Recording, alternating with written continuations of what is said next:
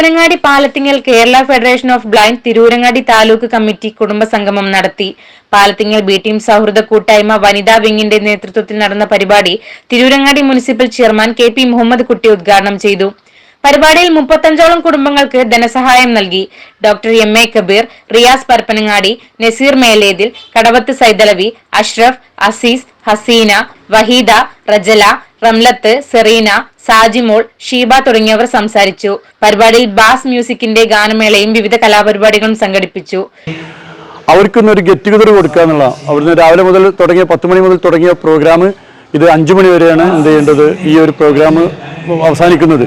അപ്പോൾ അവർക്കുള്ള സമ്മാനങ്ങൾ അവരുമായിട്ടുള്ള ഒരു ഗാദറിങ് ഒരു കൂടിക്കാഴ്ചയാണ്. എല്ലാവരും കൂടി അവരുടെ ഒരു കൂടിക്കാഴ്ചക്കുള്ള ഒരു അവസരം ഉണ്ടാക്കി കൊടുക്കുക എന്നുള്ളതാണ് ഉദ്ദേശിക്കുന്നത്. ഇതുകൊണ്ട് തിരൂരങ്ങാടി താലൂക്കിന്റെ പ്പെട്ട എല്ലാ ആളുകളുണ്ട്, ബ്ലൈൻഡേഴ്സായ ആളുകളൊക്കെ ഉണ്ട് ഇതിൽ. CTV news Parappanangadi. മാംഗല്യ സ്വപ്നങ്ങൾ പൂർണ്ണമാവാൻ മാനസ സിൽക്സ് ആൻഡ് സാരീസ്, ചെമ്മാട്, മണ്ണാർക്കാട്.